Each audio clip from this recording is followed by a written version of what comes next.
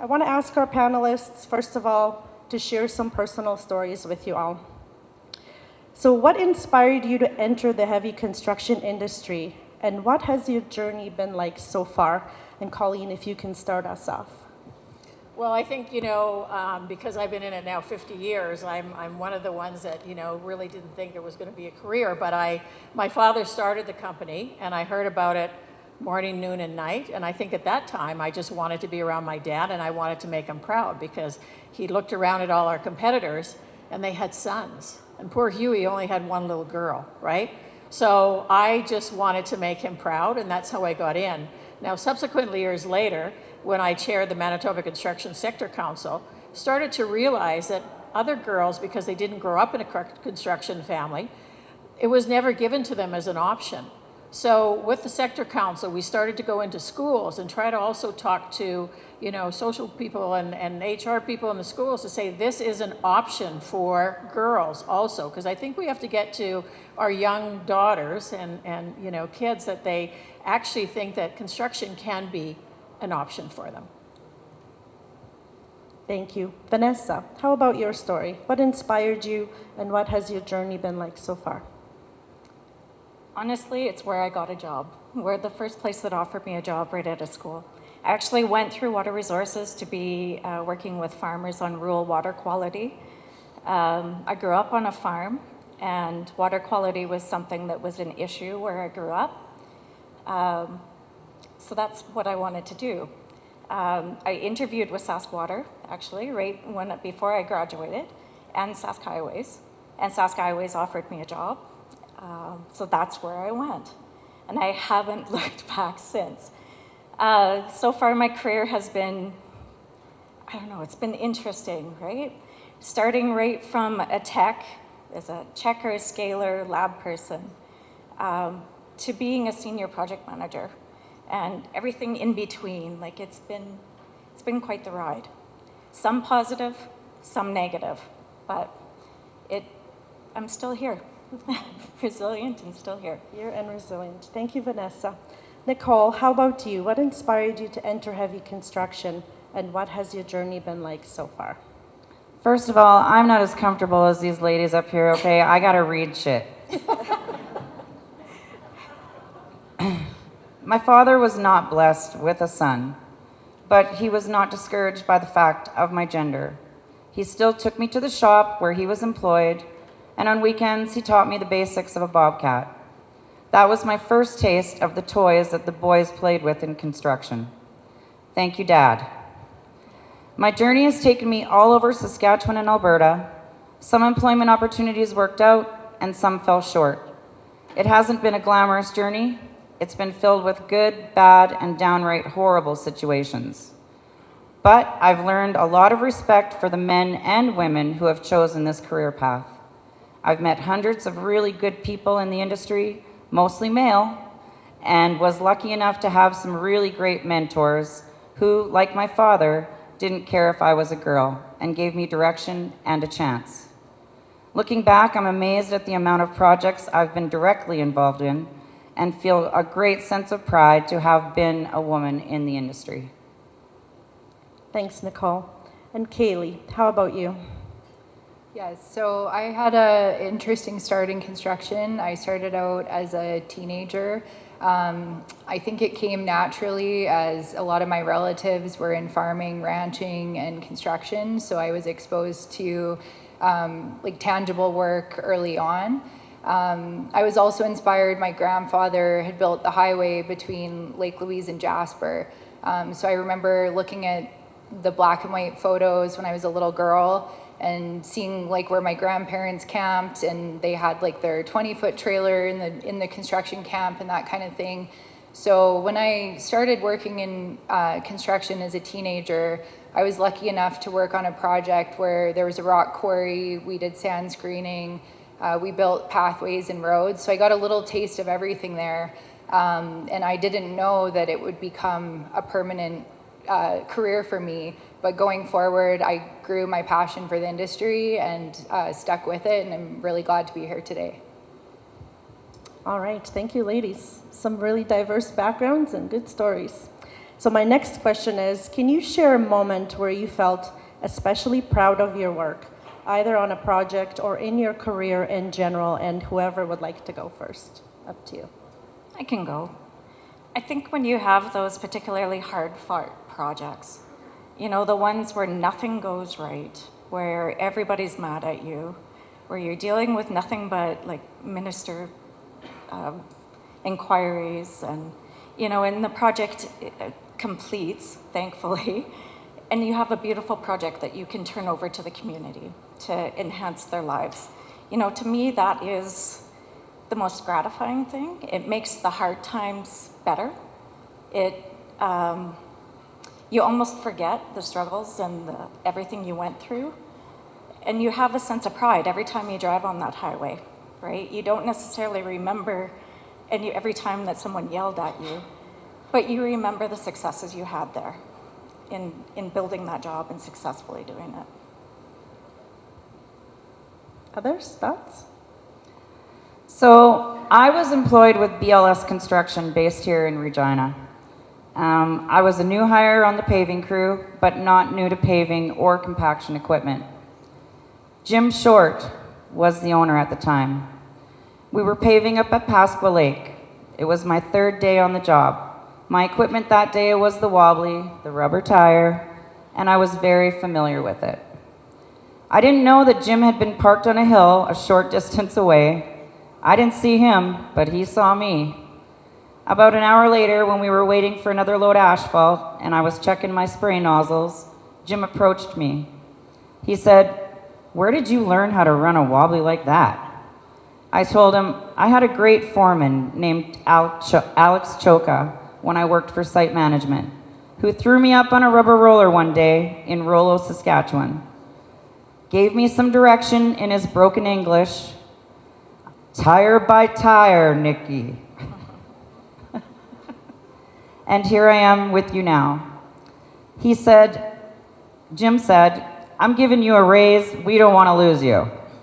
Welcome to BLS." He shook my hand and walked back to his truck. I was so proud and felt so recognized for my ability. Jim reminded me of my father, who saw me for my experience and talent as an equipment operator and not my gender, and that meant everything to me. Thank you. Maybe time for one more share, if either Colleen or Kaylee would like. Sure, I can let you know about a proud moment that I had in construction. So prior to my career with ACON, I did a little bit of work overseas. I had traveled to another country, Australia, to try to gain some more construction experience there.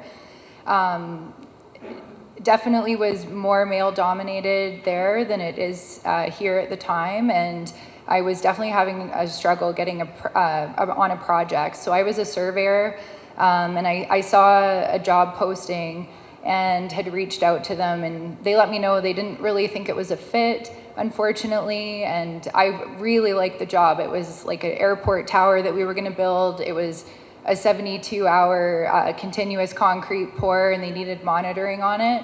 And it was a slip form project, so I thought this was something that's like a once in a lifetime. So I went back the next week in person, basically begging them to just hire me. So I made them a deal. I'll work for free for you until you find somebody better. But the proud moment came a couple weeks later. We poured the tower, everything was good. He came back and hand delivered the paycheck.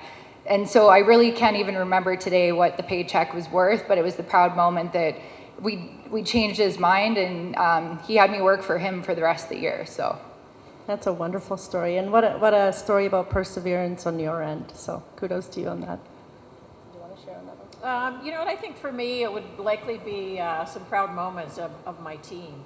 And especially when you have a long-term company and the founder passes away, and to be able to keep your team, didn't keep all of them, but I've got some guys that work for me for 40 and 45 years, which is kind of unheard of today, so I'm awfully proud of that. And I think again too, I went on a venture of seeing that I had to sort of focus my company. and from what it was before. And being able to set my sight on a quarry, which was the closest quarry to the city of Winnipeg. And what made me think I was going to get it, because nobody else, everybody in my industry was after it too. But I think the determination of just knowing that you have to do this for your team. And, we all see a lot of times owners such as myself, our team is like our family, right? And we all fight hard at home for our family as women. And it's the same with a team at business. You want to make sure that, they keep going because they've got their families to feed. Did you get that, Corey? I sure did. More tomorrow. Excellent. Vanessa, how about, let's talk a bit about your perspective and what do you think the skills and qualities that women bring that strengthen field projects and business in general? What do you think that makes women unique? I think from the construction administration side, I think women bring a lot of emotional intelligence and empathy to their role. And that helps in so many ways. When you're dealing with the public or when you're dealing with a high intensity, high stress situation, having like high emotional intelligence skills to be able to bring that person down, to be able to have an open and respectful conversation, is something that is, invaluable working in those roles. Also, the empathy piece, when you're negotiating for land or, something where maybe a landowner isn't so happy with the ministry at that time and doesn't want to, sell you material or whatever. The empathy piece goes a long ways. Sitting down at the table with the landowner, with the farmer, and having a conversation, relating some of your background to them, listening to them and having, a good conversation, not about the job, not about, what you want to do out there, but about their lives and learning about them. It goes so far in creating relationships. So I think women bring a lot of that just by the, the roles that women play traditionally. And it's something that, I think goes a long ways in our jobs. And I would have to agree to that. I mean, we are different. I always find it interesting that sometimes women get a little bit confused and they'll think they have to be exactly the same as men in the business. And you don't. We do bring a lot of different qualities to the table. When I talked about a team, women are good team players, right? They want, usually what our gut tells us is we want everybody to do well. We want everybody to be successful. And I think that's what we can bring to, your teams, in a workplace. Thank you. Well, let's shift gears a bit here. We've got an equipment operator that, it's really nice to hear. And thank you, Nicole, again for joining us today. Can you tell us what was your experience like as a woman operating heavy equipment in that role? I was not intimidated by my work fellows, but truthfully, most were skeptical at first about having a girl on the crew and what kind of an asset I could possibly be. I was all about earning my spot, about proving to myself and the boys that I deserved a place on their team. I worked extra hard to be the girl who shoveled, the girl who raked, the girl who maintained her equipment, the girl who could give it and take it. I really paid extra attention to all of their advice. I didn't piss and moan about the tasks at hand, but dug in hard, took praise and criticism, and did what was necessary to get the job done. I took the best, left the rest, and I was raised to work harder, be extra proficient because I was a girl, and I did my best to not take any negativity regarding my gender personally. I think having me on crews encouraged my fellow workers to up their own game. It was easier to work hard with me and look good than work against me and look bad. Sure, there were a few circumstances where tiny egos were an issue, and occasionally some pushback, but overall, once they got to know me and my abilities, they had respect for me as an operator, supported me and my efforts, and at the end of the day, treated me as a valued part of their team. My opinions and suggestions were heard. We all had the same goals: to complete the project on time, have pride in our workmanship, be recognized for it, and to help each other along the way, go home to our families, and more often than not, share laughs, stories, and cold beers after another survived day. In my experience being a woman operating heavy equipment, I've made some lifelong male friends in this industry and been a part of some really fantastic crews and companies. I've received the majority of my best training and opportunities from some legendary male operators, supervisors, and owners who saw my skills, not my sex. I've ran some kick-ass equipment, and my hope is that other women will get the chance to experience that camaraderie. Thanks, Nicole. So some good, some bad, but all worth it. All worth it. If I had another 25 years to start over, I'd do it again. Excellent. Kaylee, let's talk about you a little bit. So how has being a woman shaped your approach to managing projects and estimating work? Yeah, so I mean, I think there's been a lot of different positions that I've held over the years, from the field to now estimating manager. I think all the different challenges along the way have contributed to different growth, and that's really changed things. Early on, maybe there's like some challenges there, maybe being the only woman on a job site sometimes, stuff like that. But honestly, it forced me to innovate, create, and I think in the end, now I see like diverse teams as a strength.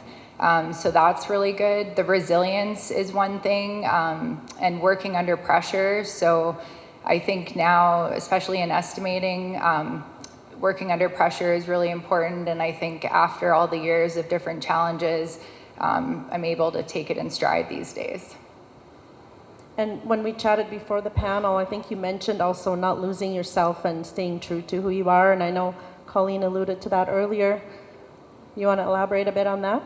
Yeah, I think, when you first start out, you're just trying to find your place in the industry. And if there's not really somebody just like you, it can be a little bit challenging. So I think one of the things that I just found over time is like, if you're just like the best version of yourself, that's better than being like anybody else. So it's what I'm running with these days. I like that. Be the best version of yourself. I love that. That's a good motto. Colleen, I have a question for you. So as a business owner and a senior leader, do you believe in diversity, and especially in hiring women, or specifically? And if so, is that important for the success of a company? Well, diversity is the spice of life, I say. And you know what, the reality now is, guys, you got to hire us because there's not enough white males to go around. So you got to pick from women. You've got to pick from new Canadians, immigrants. I mean, that's what our teams are made out of today. And I always compare it to going to a party. If everybody's the same, it's not very interesting. It's kind of dull. But when you have all these different people in your organization and you're willing to listen and learn, that to me is what I've learned within my company, that diversity has really given us success, taught people to be respectful, and everybody's just there because they want to be able to feel that they've made a difference, right? That's a human nature thing.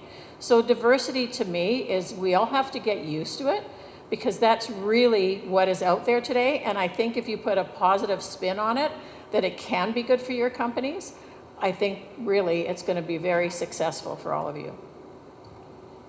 And I know that there's a lot of stats to back up what you just said, and if we get some time, maybe I'll go there later. Vanessa, what changes have you seen over the years in how women are integrated and supported in the workplace? This is a hard question. So when I started 20 some odd years ago, it was me and the secretary. That was it. I had nobody that I could relate to when things went bad, and things did go bad. Let's not sugarcoat it. Things weren't great. And I couldn't talk to the men in my office because oftentimes the men were part of the problem. So it was like a breath of fresh air when women started coming into the ministry. You had allies that you could talk to that you knew were safe. You had allies that you knew were experiencing the same things. And it was the best thing ever. Honestly, it gave me longevity in this industry. Just to have people that you can trust, that you know you're safe with.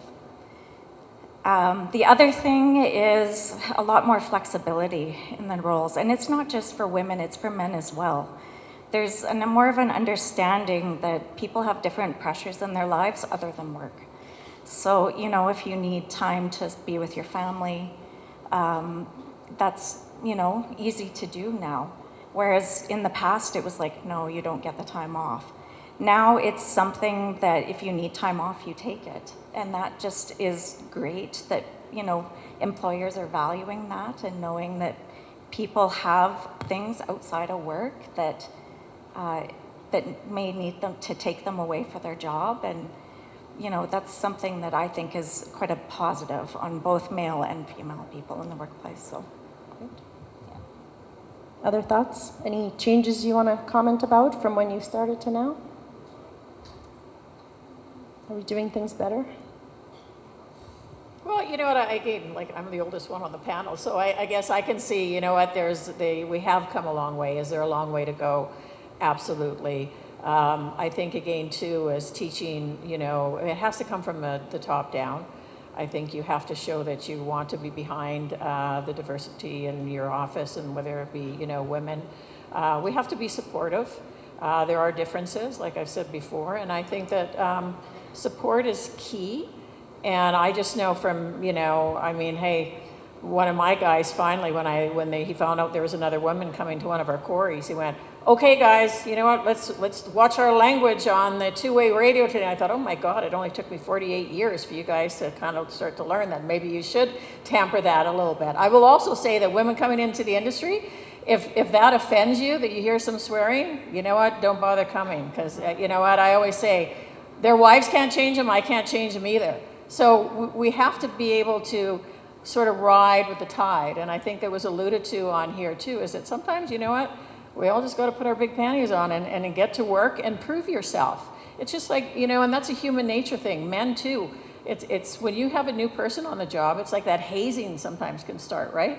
So men actually will do the same thing. So until somebody proves themselves on that crew that they're worthy to be part of that crew or the team. That's interesting. I think we should always watch our language on the radios, by the way. It's called fines. Doesn't matter who's there. I know that. Yeah. Okay, well, that's some really interesting takes. Thanks, ladies. My next question is for Nicole. So looking back, Nicole, what support or accommodation would have made your career easier or maybe more rewarding?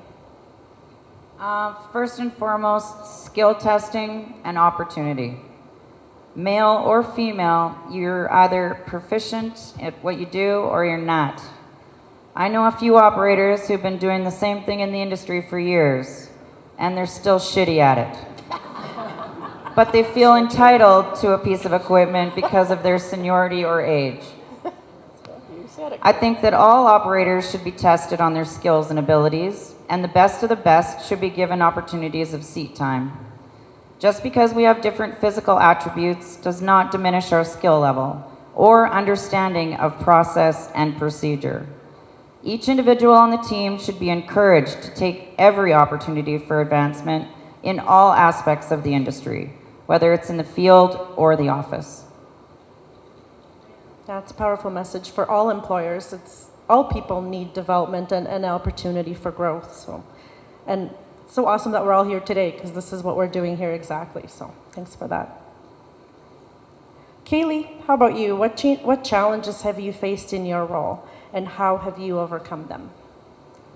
Yeah, I think I might have already done this one. Did I already do this one?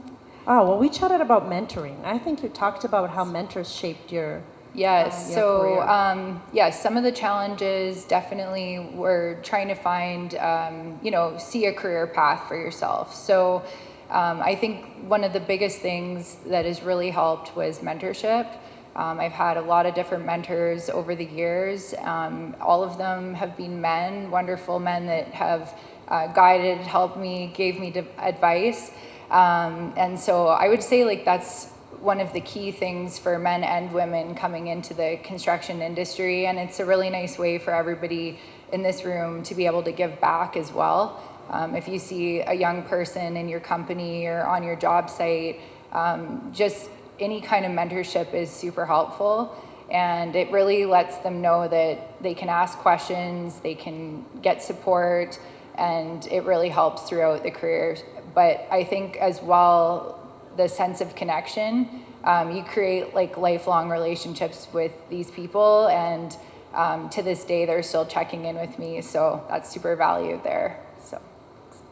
Yeah, we chatted about that and mentorship and how, the role that plays, especially for new folks coming into companies where, you maybe have some self-doubt about how you fit in or where you fit. And when people take you under their wing or, are the first one to come out and say hello, it just makes a big difference. Even those small things make a big difference when you're new, right? Okay, Colleen, here's a pointed one for you. What would you say to other construction leaders who are hesitant to hire women for field roles? Well, I mean, I am going to be honest with some of this. Being a woman who had a company that did a lot of northern work, sometimes it is more difficult for women to be in camps. It's a little bit more of a commitment, especially if they've got families at home. But I do think that we bring so much to a job site. Women do have another set of skills, and I think that, they can be considered. I know I talk to some men, they go, oh, you know what, I'm worried, she's likely got better qualifications, but I'm worried about this happening and that happening. I think, you know what, give us a chance. Because I think now, when you see what women can do and the strengths, we're not just raising children at home, which I think is still one of the hardest jobs in the world. That's why I stay to work. But I think that, it's giving people a chance. It's giving not only women, it's giving new Canadians a chance and seeing what everybody wants to do and the gratitude. And I usually find that, when you've hit a door all the time and finally somebody opens it to give you a position, just like you mentioned, you're very loyal and grateful. And I think that's some of the qualities that maybe, we could bring to your organizations. That's interesting. And I think the other thing I would add too, as a hiring manager myself, you used to think about, I'm hiring someone for this job and I want them to stay for 20 years. And I think that reality is slowly it's not today. There, right? No, it's not We're hiring, today. Yeah. Yeah, everybody, and I think especially the newer generation, right? They're more prone to jumping around more. And it's like, I always think of that too. How can I make our company where people, not only do you attract them, but you retain them? Because that's the most important thing. Now that you've put all this training in people, and I agree with, getting people skill sets and training, but what happens then is there's so many opportunities in our industry right now because our industry hasn't attracted enough new people within it. So how do you differentiate yourself from, the other companies out there?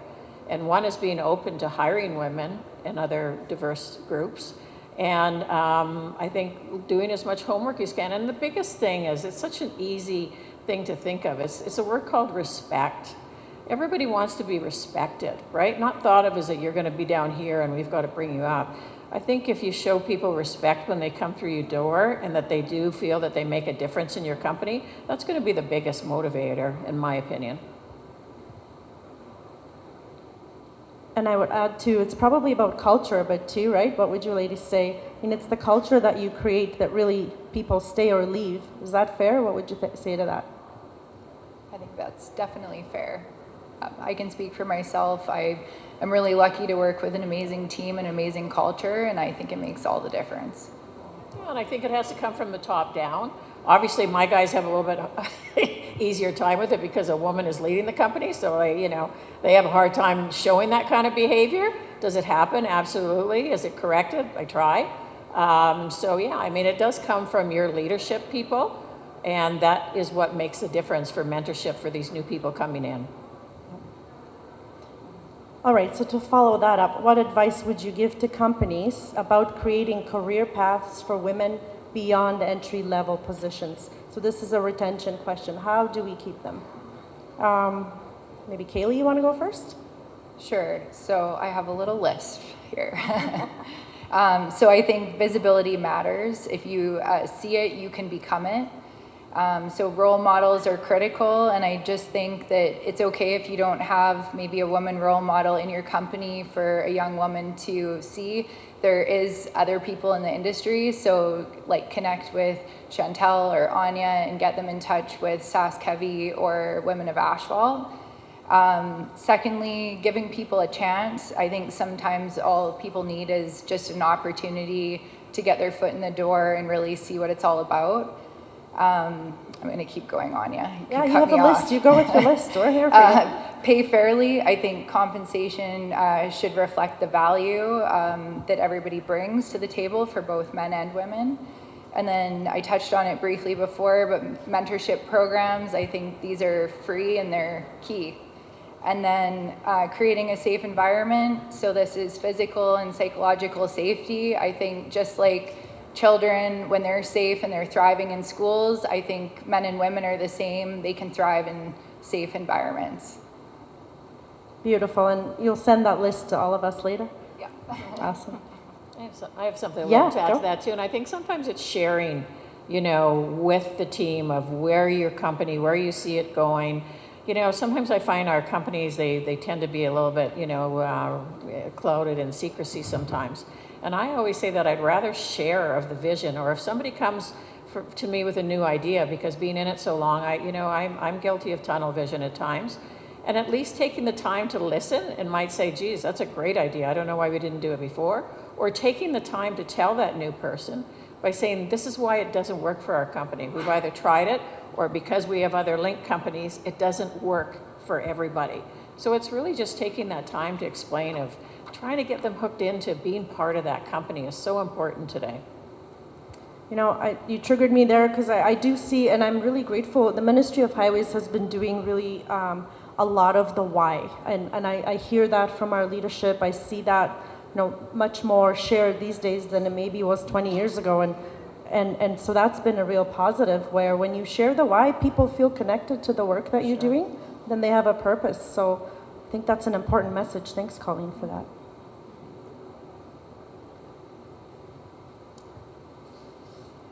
Well, we do have some time for questions from the audience. So would anyone like to come up and use the mic in the center and ask any one of the panelists or all of the panelists anything you've been wanting to chat about?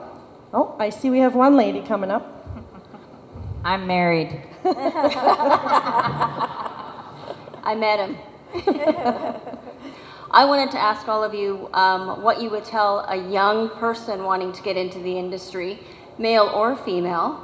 What are the benefits? What are the drawbacks that you've experienced, and how would you encourage them to make it a career?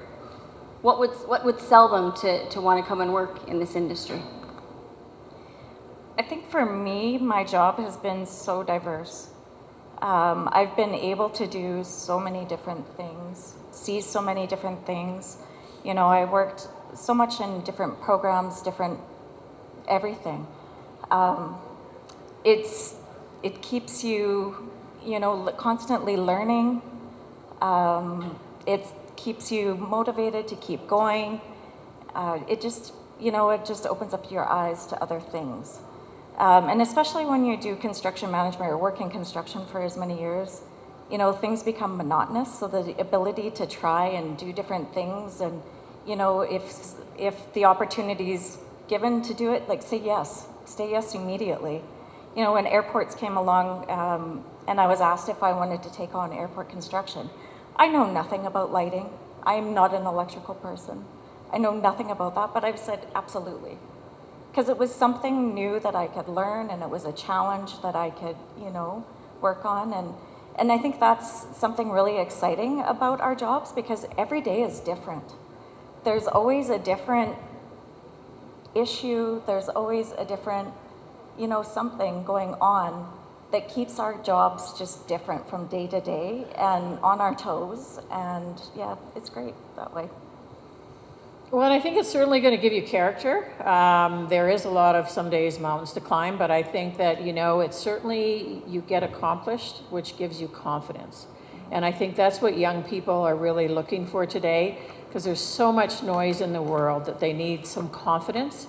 And I think being able to, in my case, being able to work on some of the legacy projects that you build and there's something there that's going to last, I think there's a certain amount of satisfaction in that, of working on those projects. So it's, I think when, in the younger, I'm going to say too, want to make that difference.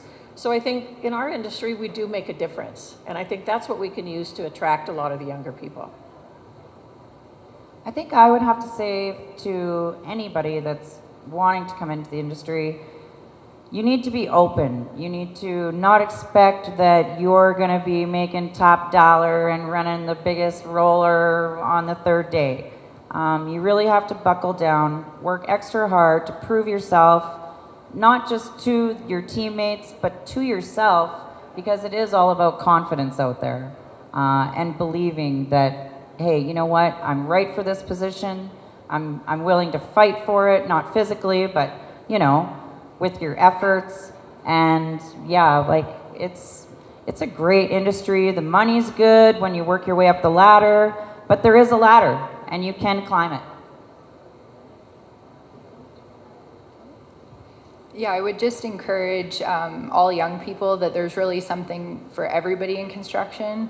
I think right now maybe visibility is part of the issue, like in high schools, that kind of thing. It's not really frequently offered as a career, so I think it's all of our job to show them like how great the construction industry is. But the career paths are endless. There's really something for everybody, and the fact that it's a continuous learning culture. It's great for people that want to go to school. It's also great if people don't want to go to school. You can learn lifelong lessons on the construction projects. Thank you. More questions? Oh, go Chantal. Chantal, do you need a microphone just to keep with you? I want to know if there was anything that any one of you would have done differently in your career going through the years. I probably would have found my voice sooner. It's not an easy place for a young woman. It still isn't to this day. Even up until the day I left highways, I was still dealing with harassment complaints for young women in the construction site. You really have to have a voice. You can't be timid. You have to speak up for yourself. You have to advocate for yourself. And I think that's one thing I would have changed. Mind you, 28 years ago, harassment was treated differently. You were blackballed if you were the person coming forward. You were almost the one who was punished. So, it was tough at that time to be able to say anything, but that's definitely one thing, find your voice. If something doesn't feel right, if you're in a situation that you don't like, speak up. Maybe I'll just follow that up. I do have a statistic to share, and since it came up, I wasn't going to bring it up, but it came up, and I actually thought invariably it would come up, the H word. So let's go there for a minute. Because I think most of us feel like we have, a pretty good place in the workplace, and we're doing pretty good. And then I read this statistic from the Canadian Association of Women in Construction, and they did a survey, and they said that 92% of women who work in construction have experienced harassment in some form, have been treated differently from men, endured sexist comments and jokes, and had their competencies challenged. So it's difficult to talk about it in this brief time that we have today. But I do believe it's important, and I want to share that stat with you, because if you're feeling pretty good, you know what, there may be people on your team that are not, and it's important to recognize. And it's a bit of a call to action for all of us, I think, that every person in this room, and especially the men, you are and you must be allies, and you must be champions of change, because it won't change without each and every one of us doing something about it when you come across it. And whether that's a small, silly joke or some of the bigger issues that come up, we just all need to be united and taking action. So I'll leave that with you and on the H word. Yeah, and I think we still have a long way to go, obviously, right? I have to say that looking at other industries, I think sometimes our industry is a little bit slower than others, unfortunately. But to your question, Chantal, I think mine would be coming from a family business perspective. And I think for those of you that are, coming from family business, sometimes it's better for your offspring to go work elsewhere or maybe even in other industries for a while to get their own footing, because I think it was very common in my day where, you just went sort of in the family business. And I think you have to work twice or 10 times as hard to get that respect from other people within your industry because they think you're just there because you're the boss's, daughter or son. So that would have been one thing that I think it would be easier sometimes if you're going to go get at least some experience elsewhere, that you're not, it's not all learned in the family company. Kaylee or Nicole, what would you have done differently? I think one thing I probably would have done differently early on would be just be braver sooner. So it took me a little bit of time to get my feet underneath me. And I think there was some opportunities early in my career that I could have jumped at, but I didn't think at the time that maybe I was qualified to do it, that kind of thing. So, I mean, if I could change one thing, I'd probably do that. But at the same time, all your experiences lead you to where you are today. So maybe it worked out the way it was supposed to, right? Yeah, and I can't honestly say that I would change much. I mean, yeah, I was given a hard time out there. But they soon realized that they got a hard time back, and they didn't like that very much. And then who was crying? Right? Sure the hell wasn't me. But it's a give and take relationship, just like a marriage. You're literally married to your job. I spent more time with my job than I did with my daughters. I mean, they have their own feelings about that. But they're proud of where I went and what I've done.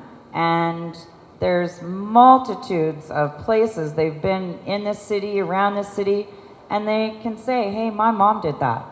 Or, my mom was a part of that. So there's not much that I would change of what I did. Maybe a little less drinking after work. At least it wasn't during work. That's okay. Well, no, but that was on the table at a few job sites. Oh, well. All right, I can follow that up. So, does anyone have a story to share that highlights how women contribute positively to the workplace?